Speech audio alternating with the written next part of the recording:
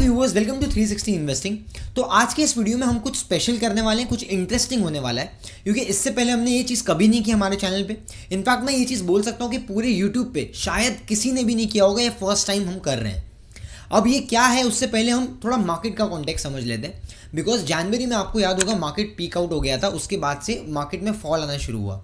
जैसे जैसे फॉल और एक्सेलरेट हुआ, आपने देखा होगा काफ़ी सारे जो ब्रोकरेज फर्म्स वगैरह हैं, बड़े इंस्टीट्यूट्स हैं, जैसे गोल्डमैन सैक्स हो गया, HSBC, इन्होंने डाउनग्रेड किया कहीं ना कहीं, बिकॉज जो आपका निफ्टी का वैल्यूएशन थोड़ा सा एक्सपेंसिव हो रहा था, इसलिए एस्टिमेट्स को कट किया जाता है। So normally just to give you context, ऐसा माना जाता है कि 17-18 मल्टीपल के आसपास अगर पी रेशियो निफ्टी का आता है, मतलब निफ्टी में रिस्क रिवॉर्ड बेटर है और अब निफ्टी मतलब कंफर्टेबल जोन में है, राइट। वैसे ही जब 20 के ऊपर एवरेज आता है, 20-22 के आसपास में निफ्टी रहता है, तो हम बोलते हैं कि अभी ऑलमोस्ट एट पार वैल्यूएशन पे निफ्टी एवरेज के आसपास चल रहा है।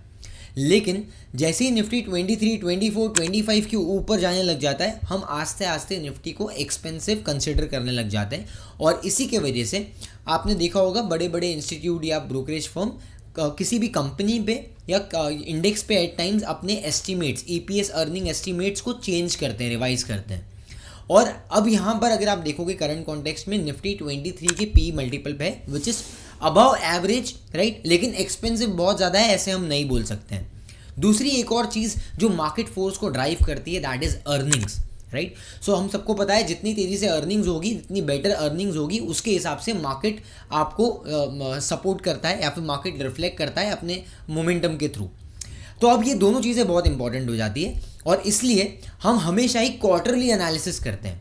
सो जैसे हमने ये समझा कि क्वार्टरली रिव्यू और एनालिसिस इंपॉर्टेंट होता है स्टॉक प्राइस के परफॉर्मेंस के पर्सपेक्टिव से, तो हम हमेशा ये करते हैं कि क्वार्टरली एनालिसिस जो है वो रिजल्ट आने के बाद करते हैं।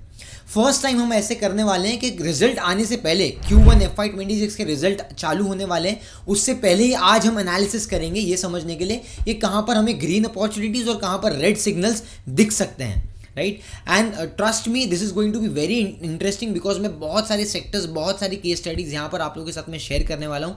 क्योंकि हमेशा क्या होता है, क्वार्टरली एनालिसिस के बाद में हम रिजल्ट्स रिव्यू लेके आते हैं, तो कुछ लोगों को लगता रहेगा हैं अब क्या मतलब बात करके, ऑलरेडी रिजल्ट तो आ गया है, स्टॉक प्राइस तो बढ़ गया है and all of that. But यहाँ पर हम आज पहले से ही कवर करने वाले हैं, सो दैट अगर आप स्टॉक में इन्वेस्ट करना चाहते हो या कर रहे हो या आपने ऑलरेडी कर लिया है, so you should be well prepared ahead of the results. और आपको ये भी समझ में आना चाहिए कि भाई कौन से कंपनीज में की ट्रिगर पॉइंट्स क्या होते हैं और आपको क्या चीज़ वॉच आउट करना है, बिकॉज हर एक कंपनी के लिए कुछ ट्रिगर एलिमेंट्स अलग हो सकते हैं। सेम चीज़ हर किसी स्टॉक प्राइस को ड्राइव नहीं करेगी, बिकॉज जो बिज़नेस है वो काफ़ी डायनामिक होता है, तो सबके बिजनेस के साइकिल्स अलग हैं, सबके जो एनालिसिस करने का तरीका अलग है। और इसलिए हम ये एक बहुत इंपॉर्टेंट एनालिसिस आप लोगों के साथ में आज लेके आए हैं। So if you are really interested and excited, just hit the like button, also subscribe to the channel, because 360 investing पे market research करते हैं based on fundamental analysis, data analytics, technicals, sector analysis, बहुत सारे आपको knowledgeable content यहाँ पर मिल जाएगा। So before we start this analysis, just a disclaimer, I'm not giving you any buy or sell recommendation. These are based on my own research and estimations, and I can be wrong in few cases. So I hope you understand and apply your logic and your research before you take any decision. With this, let's get started.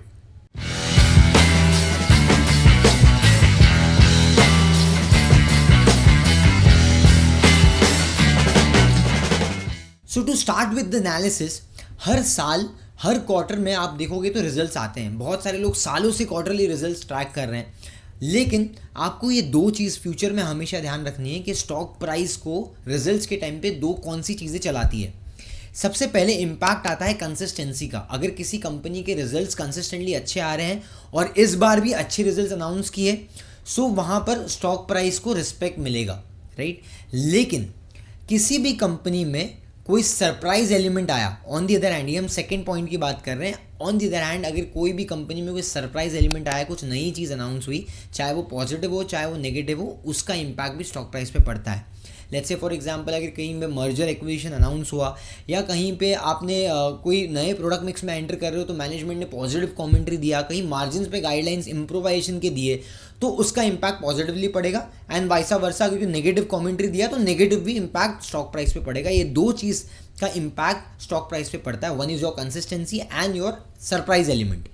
अब इसके basis पे 4 quarter, मतलब साल में 4 quarter होते हैं, quarter 1, quarter 2, quarter 3, quarter 4। जैसे आपको पता होगा तो क्वार्टर 1 फाइनेंशियल ईयर के हिसाब से आपका जुलाई में होता है, उसके बाद अक्टूबर में रिजल्ट्स आएंगे, उसके बाद में जनवरी में रिजल्ट्स आएंगे एंड उसके बाद में आपको अप्रैल में रिजल्ट्स आएंगे, जो आपका जैन फेब मार्च का एक लास्ट क्वार्टर होता है। अब रिजल्ट एनालिसिस से पहले आपको क्या प्रिपरेशन करना है ये मैं आपको बता देता हूँ। बीइंग अ रिसर्च एनालिस्ट मैं इतने सालों से ये कर रहा हूँ, इसलिए मैं आपके साथ में शेयर कर रहा हूँ and just let me know in the comment section अगर आपको आइडिया पसंद आया तो।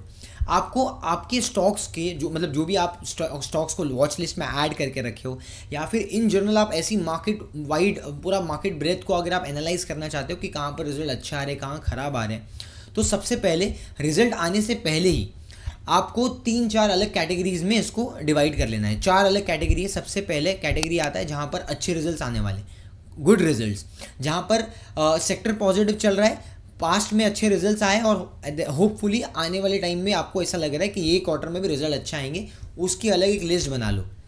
दूसरा, आपको ऐसे स्टॉक्स को शॉर्टलिस्ट करना है जहाँ पर ख़राब रिजल्ट आने वाले हैं, मतलब आपको पता है कि इससे पहले भी रिजल्ट उसमें ख़राब आए थे और अभी भी रिजल्ट ख़राब आ सकते हैं।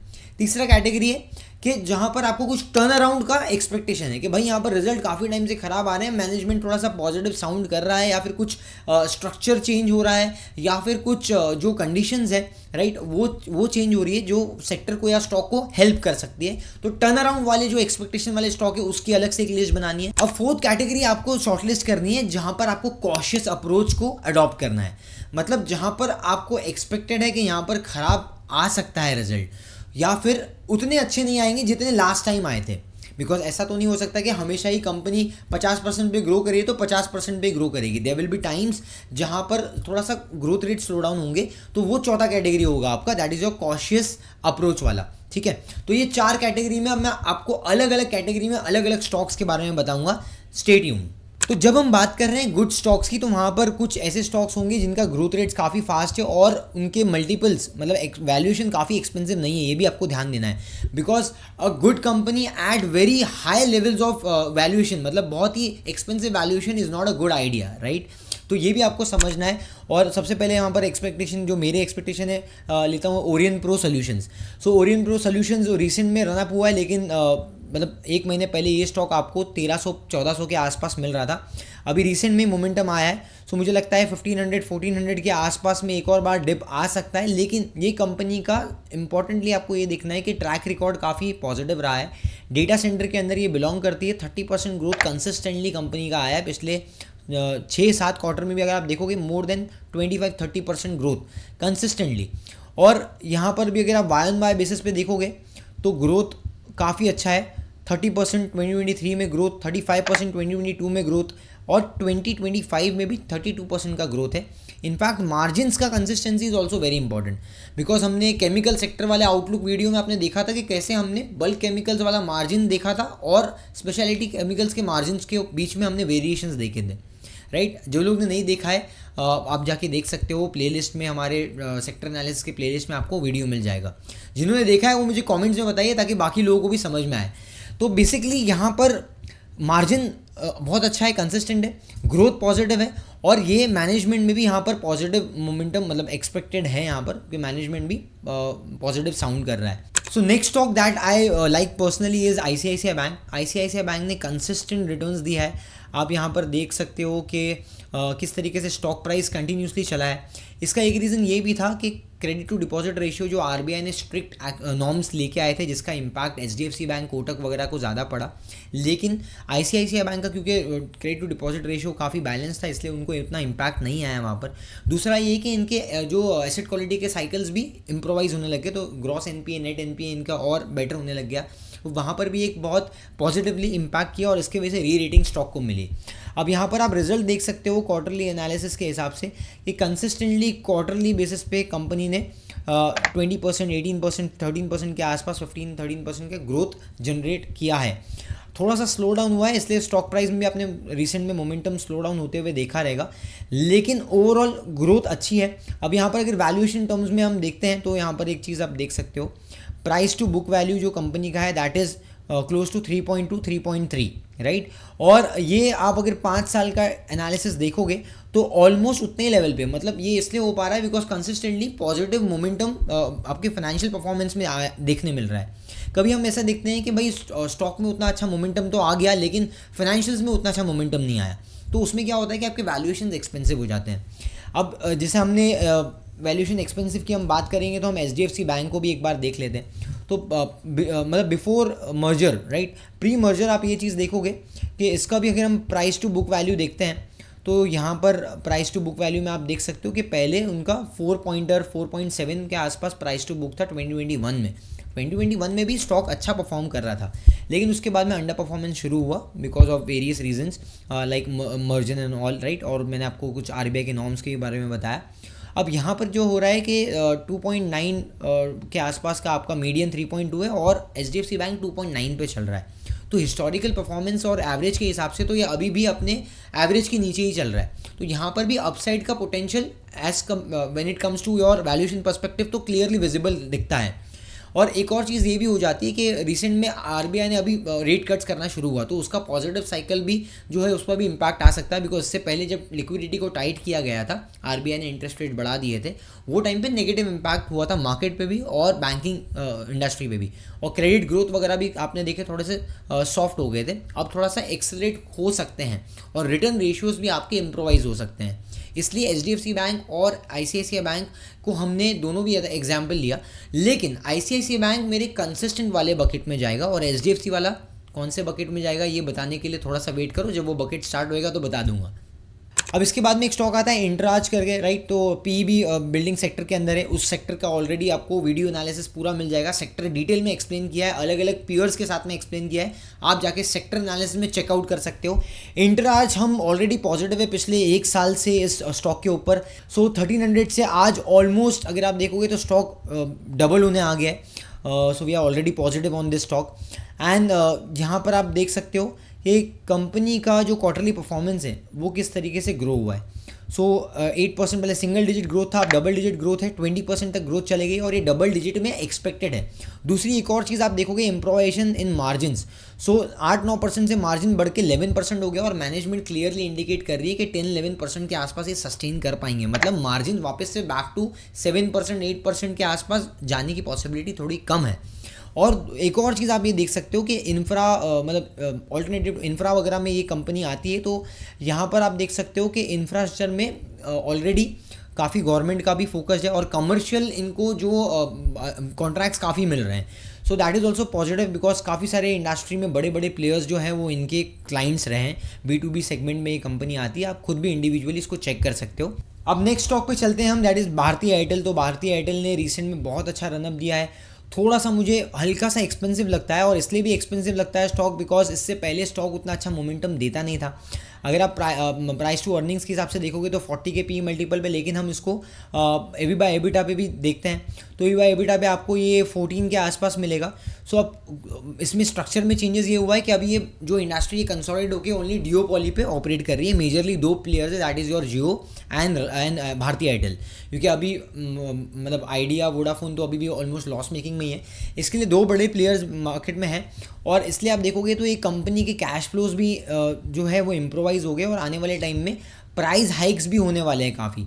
सो आप ये देख सकते हो कि कैश फ्लोज काफ़ी कंसिस्टेंटली इम्प्रोवाइज हुए और प्रॉफिटेबिलिटी भी बढ़ी है। तो वाई एंड बाय बेसिस पे अगर आप प्रॉफिटेबिलिटी देखोगे इन द रिसेंट 3 years तो आप ये देख सकते हो 15%, 19%, फिर वापस 15%, तो एक बार बीच में 7-8% के आसपास आया, उसके बाद कंसिस्टेंटली 15% का आपको ग्रोथ है जो पहले आपको देखने नहीं मिलता था, स्पेशली जब जियो आया राइट। सो आप ये देख सकते हो राइट, जब लॉस में था नेगेटिव ग्रोथ थी, अब वहाँ से पॉजिटिव ग्रोथ हो गए और there is very less competition, इसलिए मुझे लगता है कि ये एक कंपनी है कि अगर करेक्शंस पे बहुत सारे बड़े प्लेयर्स इसमें इंटरेस्टेड होंगे। रिसेंट में कुछ बड़े म्यूचुअल फंड्स ने भी ऑलरेडी कंपनी में बाइंग किया है, hence I think this is one of the stock जो आने वाले टाइम में कंसिस्टेंट ग्रोथ दिखा सकता है। अब मार्केट में एक और स्टॉक है, मतलब CDMO स्पेस वगैरह हमारे यहाँ पर अच्छा कर रहा है। अगर हम एग्री स्पेस में देखेंगे तो one of the quality companies like PI industries, अगर हम फार्मा में देखेंगे तो DV's लैबोरेटरीज ने अच्छा किया है, जुबिलेंट फार्मा ने भी अच्छा किया है, and one of the stocks जैसे लॉरेस लैब्स है, अरे लॉरेस लैब्स ने भी अच्छा किया है। सो मुझे थोड़ा सा अगर प्राइस टू मल्टीपल के आसपास देखोगे, P रेशियो थोड़ा सा एलिवेटेड दिखता है यहाँ पर 130 के आसपास। दैट इज़ ऑल्सो बिकॉज कि आपका जो प्राइस टू अर्निंग्स इसलिए ऊपर दिख रहा है आपको, बिकॉज इसमें जो ग्रोथ था वो बंद हो गया था, इनफैक्ट डीएक्सेलरेट हो गया था। तो अर्निंग्स जब कोलैप्स हो जाते हैं तो that is also one reason कि आपका प्राइस टू अर्निंग्स बढ़ जाता है। आप ये देख सकते हो यहाँ पर प्राइस टू अर्निंग्स 252 का हो गया। So that is not because कि बहुत ज़्यादा एक्सपेंसिव हो गया स्टॉक, दैट इज़ बिकॉज कि आपके अर्निंग्स कोलैप्स हो गए। सो प्राइस टू अर्निंग्स में से अगर अर्निंग्स कोलैप हो जाता है तो भी आपका पी मल्टीपल ऊपर चले जाता है। और ये बेसिकली एक और चीज़ हम यहाँ पर देख सकते हैं कि रिसेंट में जो कंपनी के ग्रोथ रेट्स है वो काफ़ी वापस आने लग गए, मतलब it is coming back, because यहाँ पर 18% का हमने ग्रोथ देखा, 19-20% के आसपास ग्रोथ देखा, उसके पहले ग्रोथ ही नहीं आ रहे। तो आप ग्रोथ रेट्स देख सकते हो कैसे ड्रॉ डाउन था, मतलब नेगेटिव में ग्रोथ थे, सिंगल डिजिट में ग्रोथ था। लेकिन इससे पहले हमने एक और फेवरेबल साइकिल देखा था जो लॉरेस लैब्स के लिए, दैट वाज इन 2022, तो 20% 30% का ग्रोथ रेट आने चालू हो गया था। I think that is again happening at this point in time. So मुझे लगता है कि रिजल्ट्स अच्छे आएंगे, लेकिन मैंने जैसे आपको बोला कि यहाँ पर थोड़ा सा एक्सपेंसिव लगता है मुझे valuations. So you need to smartly assess your entry points. And एक और चीज़ मैं आपको बोलूँगा, जो लोग ट्रेड करते हैं as a swing trader, positional trader, always keep in mind what is your stop loss and what is your exit plan, because चाहे आप पोजिशनल ट्रेड ले रहे हो या स्विंग ट्रेड ले रहे हो, आपको एग्जिट ढूंढना ज़रूरी है। Trails is also one of the stocks जिसने पास्ट में काफ़ी अच्छा ग्रोथ ऑलरेडी प्रोड्यूस किया है, राइट, जनरेट किया है। सो यहाँ पर ग्रोथ रेट्स आप देखते हो थोड़ा सा सॉफ्ट हो रहे हैं, लेकिन अभी भी ट्रांसफार्मर वाले जो सेक्टर है वो काफ़ी पॉजिटिव है, बिकॉज उसमें रिसेंट पास्ट में काफ़ी कैपेक्स किया है। एंड अगर आपको पावर में आने वाले टाइम में पावर का जो डिमांड है उसको आपको मीटअप करना है, तो कैपिटल गुड्स और पावर जनरेशन डिस्ट्रीब्यूशन वाली कंपनीज़ के ऊपर काफ़ी कैपेक्स होंगे और ज़्यादा। एंड गवर्नमेंट की पॉलिसीज़ भी फेवरेबल रहेगी। रिन्यूएबल एनर्जी वगैरह जैसे आपको पता है, वारी एनर्जीज़ वगैरह, इनके भी ग्रोथ रेट्स अच्छे हैं क्योंकि इनके पास ऑर्डर इनफ्लो बहुत पॉजिटिव है। सो वारी is also one of the stocks जहाँ पर आपको ग्रोथ रेट आने वाले टाइम में कुछ अच्छे दिख सकते हैं, and that is completely depend on their order book. तो अगर कंपनी की ऑर्डर बुक तेज़ी से बढ़ती जाएगी तो तब तक कंपनी को री रेटिंग मिलेगा। So I am giving you a very interesting insight कि आपको ऑर्डर बुक को भी देखना है, apart from what is happening in your financial performance. उसके अलावा आपको विजिबिलिटी के लिए ऑर्डर बुक भी देखना है। सो ट्रांसफॉर्मर रेक्टिफायर्स भी एक स्टॉक, उसके अलावा GVTND है, देन CG पावर है। सो अगर आप देखोगे CG पावर में ग्रोथ रेट्स थोड़े से स्लो हो गए, इसलिए आपका स्टॉक प्राइस में भी मोमेंटम स्लो हो गया। आप ये देख सकते हो पिछले 3 साल में स्टॉक प्राइस कितना तेज़ी से ऊपर गया, 850 के आसपास पीक हो गया था, उसके बाद अभी साइडवेज हो गया। सो अगर आने वाले टाइम में ये कंपनीज़ में आपको ग्रोथ रेट्स नहीं आते हैं फास्ट देखने के लिए और ऑर्डर बुक भी नहीं बढ़ती तेज़ी से, then it is a very big problem, because उसके बाद में आपको री रेटिंग इसमें देखने नहीं मिलेगा फिर, and lot of people might get stuck. इसलिए मैं अभी से बता रहा हूँ कि अच्छे नंबर्स तो एक्सपेक्टेड है, बिकॉज पास्ट में भी अच्छे नंबर्स आए, लेकिन आपको इंडिपेंडेंटली देखना पड़ेगा कि नंबर्स क्या आते हैं फिर भी। उसके अलावा रिसेंट में एक और कंपनी ने बहुत अच्छा गाइडेंस दिया था, पॉजिटिव नंबर्स दिए थे, that is your RR cable. So RR cable के वॉल्यूम स्पाइक भी आप देख सकते हो किस तरीके से तेज़ी से वॉल्यूम आया। अभी स्टॉक थोड़ा साइडवेज मोमेंटम में आ गया स्विंग के हिसाब से अगर आप देखोगे, लेकिन 50 का P रेशियो है एंड कंपनी ने ग्रोथ गाइडेंस पॉजिटिव दी है। सो 50 का P थोड़ा सा मुझे ऑन एवरेज थोड़ा ऊपर लगता है, बट देन अगर ग्रोथ रेट्स फास्ट है, 20% के आसपास 25% के आसपास की ग्रोथ है, जैसे यहाँ पर आपने देखा कि 26% की ग्रोथ है जैसे मैंने बताया आपको। सो हम ये एक्सपेक्ट कर सकते हैं कि हाँ भाई कि अगर यही ग्रोथ रेट्स 30% के आसपास कंपनी डिलीवर करती है तो थोड़ा सा री रेटिंग कंपनी को मिल सकता है, क्योंकि वो इमीडिएट इफेक्ट भी होता है। अभी मार्केट में कैसा होगा कि कोई भी कंपनी अगर अच्छा रिजल्ट देती है तो उसको इमीडिएट बेसिस पे मार्केट थोड़ा रिवॉर्ड करती है। सो इमीडिएट मोमेंटम आपको शायद इसमें देख सकता है, लेकिन आपके रिजल्ट्स उतने अच्छे होने चाहिए और back with positive commentary and guidance. Similarly Polycab में भी हमने पास्ट में अच्छे ग्रोथ देखे, और पॉलीकैब में आप देखोगे तो उनके मार्जिन भी काफ़ी कंसिस्टेंट रहे हैं, 14% के आसपास मार्जिन हैं। एंड पास्ट में जो 9-10% थे और ये कंसिस्टेंटली ग्रो होते होते 13-14% तक पहुंच गए। अब एक और स्टॉक जो पॉलीकैब है, इसमें भी काफ़ी कंसिस्टेंट ग्रोथ आया है पास्ट में। Polycab is one of the multi beggars. हमने 2021 में बाई किया था बहुत पहले, उसके बाद हमने एग्जिट भी ले लिया था, उसके बाद हमने वापस से बाई किया। So as a disclaimer we are still having this stock in our portfolio. And अगर आप देखोगे तो कंपनी का जो मार्जिन है उसका बहुत अच्छा स्टोरी रहा है कि पास्ट में ये कंपनी 9-10% के मार्जिन डिलीवर करती थी, ये आस्ते आस्ते स्केल करके 15-14% तक ले आई है अपने आप को। एंड अगर आप ग्रोथ रेट्स भी देखोगे तो पिछले 3 साल में बहुत तेज़ी से ग्रो हुआ है, 38%, 15% एंड 27%, 24%, मतलब 25%, 28% के आसपास का तो ग्रोथ आपको देखने मिला। अगर आप क्वार्टरली वाइज देखोगे तो क्वार्टर में मतलब 6,900 और 25% का ग्रोथ आया था। अब एक और चीज़ ये भी होती है कि भाई लास्ट टाइम जो आपका 4,698 करोड़ का जो आपका सेल्स था तो 20% का ग्रोथ के साथ में आया, तो ये बार वापस से थोड़ा कंपनी को 25% के आसपास का ग्रोथ आती है। सो आपका जो कंसिस्टेंसी है वो मेंटेन रहेगी। एक और स्टॉक जिस पे हमने वीडियो बनाया था पास्ट 6-8 महीने के पहले शायद, ब्लू जेट। तो ब्लू जेट हेल्थ केयर हमने 500-450 के आसपास में हमने कवर किया था and we do own this stock. तो बेसिकली वो टाइम से अभी तक तो ऑलमोस्ट डबल हो गया है, स्टॉक डबल होने आ गया है। यहाँ पर मुझे एक्सपेंसिव थोड़ा सा लगता है, हल्का सा एक्सपेंसिव लगता है, लेकिन पूरा सेक्टर का अभी जो है साइकिल वो फेवरेबल चल रहा है। सो यहाँ पर बहुत तेज़ी से ग्रोथ रेट्स आई है, आप देख सकते हो। एवरेज 45 के पी मल्टीपल के आसपास ये कंपनी स्टैंड करती है। अगर आप इसका क्वार्टरली एनालिसिस देखोगे तो ग्रोथ रेट्स रिसेंट में बहुत तेज़ी से ट्रिगर हुए हैं, that is 91%, 85%, and that was the turning point for the stock performance.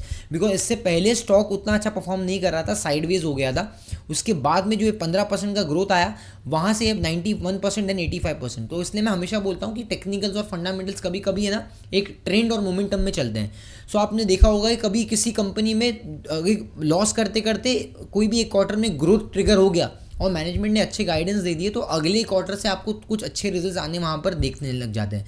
सो एक चीज़ ये होता है कि मोमेंटम भी शिफ्ट हो जाता है, दूसरा ये कि कुछ स्ट्रक्चर चेंजेस हो जाएंगे या फिर आपके जो बेस इफेक्ट है वो प्ले में आने लग जाता है, क्योंकि लास्ट ईयर खराब था तो बेस इफेक्ट खराब था, राइट। उसलिए अगर नंबर्स थोड़े भी अच्छे आ गए तो वहाँ पर आपको एक अच्छा इंक्रीमेंटल ग्रोथ देखने मिल जाता है, तो ये भी एक रीज़न होता है।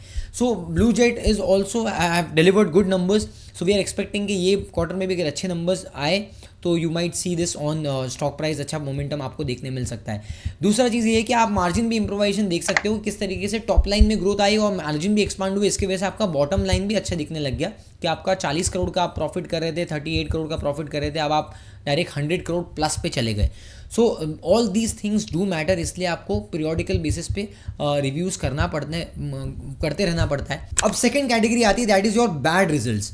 सो कहाँ पर ऐसे खराब रिजल्ट्स आ सकते हैं, तो वैसे मैंने अभी रिसेंट में ही अमर राजा और एक्साइड के ऊपर ऑलरेडी केस स्टडी बनाया था बैटरी कंपनीज़ के ऊपर, तो आप वहाँ पर जाके देख सकते हो कि इनके ऑलरेडी जो मोमेंटम है स्टॉक प्राइस में काफ़ी गिर चुका है, अब साइडवेज मोमेंटम आ गया है। सो वहाँ पर आप ये चीज़ देख सकते हो कि क्वार्टरली एनालिसिस में भी ग्रोथ नहीं है, growth has went absent, because इससे पहले डबल डिजिट ग्रोथ आ रही थी कंपनी को, लेकिन अभी सिंगल डिजिट ग्रोथ आ रही है और 3% 2% के आसपास की ग्रोथ रह गई। इसके अलावा मार्जिन्स पे भी थोड़ा सा आपको स्ट्रेस देखने मिला, 11% का मार्जिन गिर के 10% हो गया है। चाइनीज़ के जो प्राइसिंग वगैरह है उसका भी इम्पैक्ट आया है कहीं ना कहीं, जो चाइना ने इम्पोर्ट्स वगैरह भी बैन किए थोड़े बहुत और प्रोसेस स्लो हो गया है। और बेसिकली यहाँ पर मैंने ऑलरेडी डिटेल में एनालिसिस डाला हुआ है चैनल पे, आप जाके बाद में देख सकते हो। अब इसके अलावा बैड रिजल्ट्स में एक और सेक्टर की बात करते हैं जिसने पिछले 1-2 साल से अच्छा कुछ भी ग्रोथ गाइडेंस नहीं दिया, that is none other than IT industry. IT industry में आप देख सकते हो, चाहे विप्रो हो, चाहे टीसीएस हो, चाहे इन्फोसिस हो, आपको कुछ खास कमेंट्री भी देखने नहीं मिला, ग्रोथ गाइडेंस भी आपको देखने नहीं मिले, और ना ही कंपनी ने कुछ सरप्राइज एलिमेंट में ग्रोथ रजिस्टर किया। आप देख सकते हो विप्रो में एकदम फ्लैट ग्रोथ ही नहीं है, कहीं नेगेटिव ग्रोथ है। इनफैक्ट ये सेम चीज़ आप इन्फोसिस में भी देख सकते हो कि इन्फोसिस में भी आपको कोई मेजर ग्रोथ देखने नहीं मिली। आप यहाँ पर देख सकते हो कि इन्फोसिस में जो आपका क्वार्टर प्रॉफिट वेरायंस है दैट इज़ -11% और सेल्स में 7% ग्रोथ है। अब ये TCS में आप 5% देख सकते हो, बॉटम लाइन में -1% ग्रोथ है, तो ग्रोथ ज़्यादा आई नहीं है आपको। अगर आप YoY बेसिस में भी देखोगे, सो 26,000 का आपका प्रॉफिट ग्रोथ था, मतलब प्रॉफिट था 26,000 करोड़ का। आपका 2024 में, 2025 में भी आपका ऑलमोस्ट उतना ही है इन केस ऑफ इन्फोसिस। सो कोई मेजर ग्रोथ नहीं हुई है यहाँ पर। So it is very flat trajectory and I think क्योंकि कंपनी अभी भी कोई मेजर गाइडेंस नहीं दे रही है, तो मुझे लगता है कि बहुत ज़्यादा ग्रोथ शायद से डिलीवर नहीं होगी। लेकिन अगर कुछ अच्छी ग्रोथ आती है तो that will be a surprise element, तो वो that is one thing that we need to watch out for. लेकिन इस क्वार्टर में कोई मेजरली मुझे नहीं लग रहा है।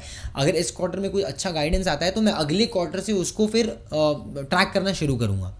और same is the case with LTIM also, because LTIM में भी कोई मेजर ग्रोथ हमें देखने नहीं मिली। यहाँ पर भी हम आके देख सकते हैं क्वार्टरली एनालिसिस के अंदर जो आपके टॉप लाइन ग्रोथ है that is also in single digits. एक टाइम पे ये ग्रोथ की कंपनी आप देख सकते हो 100%, 108%, 102% ग्रोथ आ रही थी। अब वो 100% वाला ग्रोथ अगर डायरेक्ट गिर के 7% सिंगल डिजिट पे आ जाएगा, सो डेफिनेटली उसका इम्पैक्ट भी पड़ेगा स्टॉक प्राइस पे। और आप मार्जिन भी देखोगे तो 20% से 18% के आसपास मार्जिन था, मतलब एवरेज 18% के आसपास था, वो अब गिर के आपका 16% आया है। सो टू अ सर्टेन एक्सटेंट कहीं पे थोड़ा सा मतलब स्ट्रेस तो है कंपनी के परफॉर्मेंस के ऊपर, और इसलिए आप देखते हो कि वो कोई मेजर परफॉर्मेंस कंपनी के स्टॉक प्राइस पे भी आया नहीं है अभी। ऑल्दो नीचे से ऊपर रिवर्स हो गया, बट यहाँ पर हो सकता है ट्रेंड चेंज भी होने का एक पॉसिबिलिटी यहाँ पर बन सकती है। बट अभी एक क्वार्टर के मुझे रिव्यू यहाँ पर देखने मिलेगा, उसके बाद में विल सी हाउ इट। अब एक और कंपनी आप देखोगे जिसमें परफॉर्मेंस काफ़ी ख़राब है और मार्जिन के ऊपर भी प्रेशर है, that is your Birla soft. ये भी IT कंपनी के अंदर ही आती है। अब यहाँ पर भी आप मार्जिन देख सकते हो कि 16% मार्जिन गिर के 12%, 13% के आसपास आए हैं। एंड जो उनका थोड़ा मतलब डिमांड है, प्रोडक्ट डिमांड, वो भी काफ़ी स्लो हुआ है। And hence we have seen sluggish growth in the last 1.5 year.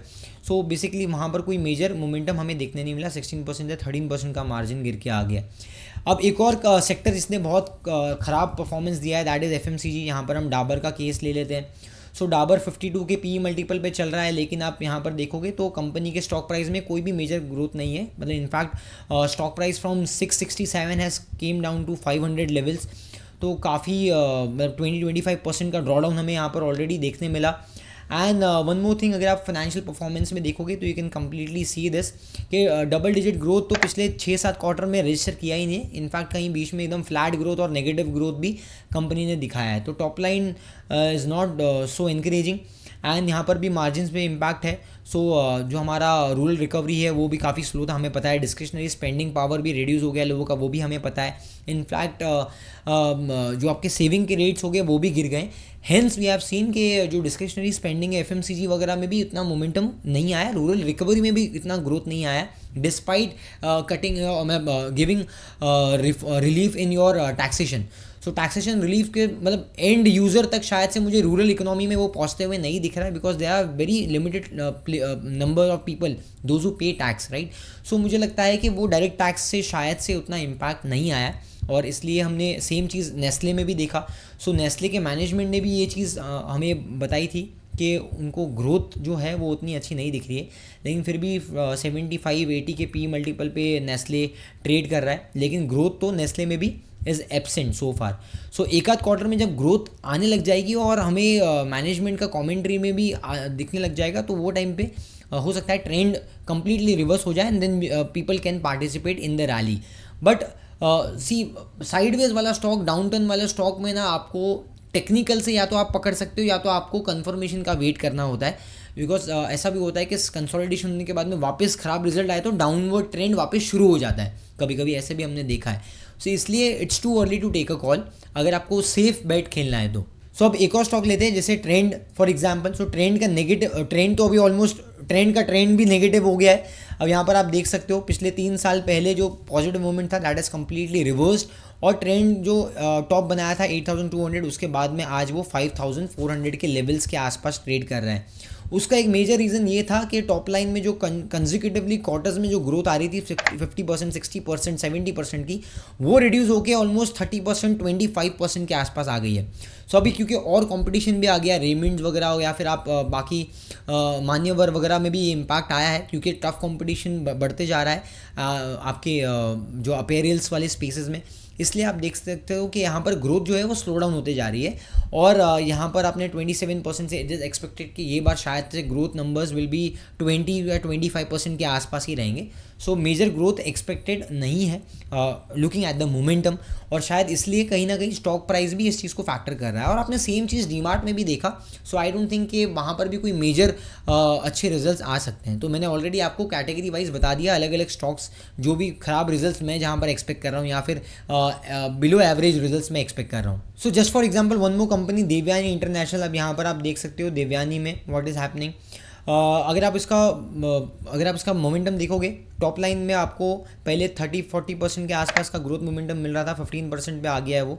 अगर आप टॉप लाइन में फिर भी ग्रोथ देखते हो तो एक और प्रॉब्लम जो टॉप लाइन के अंदर नहीं है, सिर्फ आपके मार्जिन्स के अंदर रिफ्लेक्ट करती है, दैट इज़ योर 22% का मार्जिन जो गिर के आपका 15% हो गया है। So that is a huge hit, because उससे क्या हो रहा है, जो आप पहले प्रॉफिटेबल थे 70-60 करोड़ का आपका प्रॉफिटेबिलिटी था, वो अब गिर के आप लॉस में हो गए। सो नेट आप लॉस में हो, पैट आपका माइनस है, और इसलिए आपको कोई मेजर ग्रोथ स्टॉक प्राइस में भी देखने नहीं मिल रही है। इनफैक्ट आप पिछले 1-2 साल से देखोगे तो यहाँ पर 3 साल में कोई मेजर ग्रोथ नहीं दिखा था। Trend is so choppy, right. और चॉपी मार्केट्स में अभी तो मतलब आपको भी पता चल गया रहेगा कि चॉपी मार्केट्स में पैसा बनाना मुश्किल है। सो बाय नाउ आपको ये समझ आ गया होगा कि जब मार्केट अच्छा चलता है तो आपके बहुत सारे सेक्टर्स पॉजिटिव होते हैं, तो वहाँ पर पैसा बनाना थोड़ा इजी होता है। लेकिन स्पेशली जब आपका मार्केट डाउनवर्ड ट्रेजेक्टरी में होता है या फिर चॉपी साइडवेज मार्केट होता है, वहाँ पर पैसा बनाना आसान नहीं है। और इसलिए अर्निंग्स बहुत इंपॉर्टेंट क्रूशियल रोल प्ले करती है, जिससे आपको ये समझ में आ जाए कि स्टॉक स्पेसिफिक कहाँ पर आप अपॉर्चुनिटीज़ को ग्रैब कर सकते हो। सो अभी तक हमने वीडियो में कुछ अच्छी कंपनीज़ के भी आइडियाज़ देखे और कुछ ख़राब कंपनीज़ के परफॉर्मेंस और आइडियाज़ भी देखे,